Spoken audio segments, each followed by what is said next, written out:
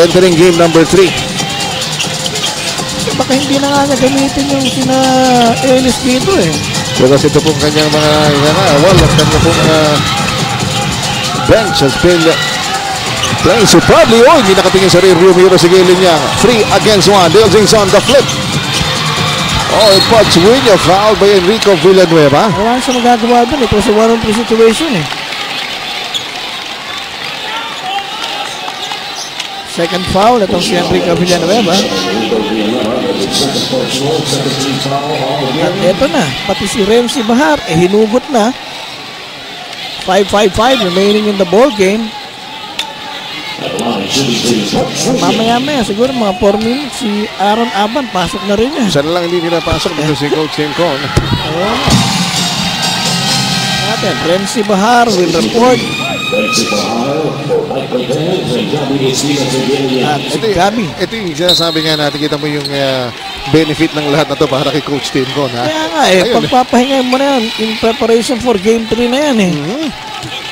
Huwag na natin pagurin yung mga starters natin sa Coach Tim Con. 106 minutes sa ating pong ball game. And Poch Winyo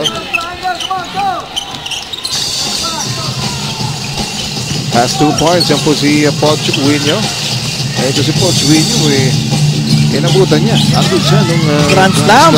Uy, nakaagaw na naman sila. Grand Slam drive ng Alaska Aces noong 1996. Naman maganda dito, yung mga reserva ng Alaska, apat na ito sa playing time. Kaya nga, hindi naman nila pinapahiya.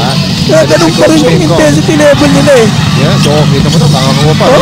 Dami hits all over the place. Diba? Ngayon lang kami magagamit ang matagal eh.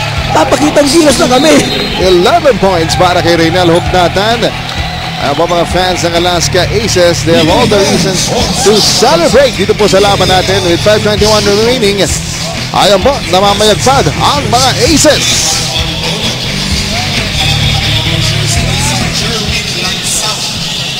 Ready.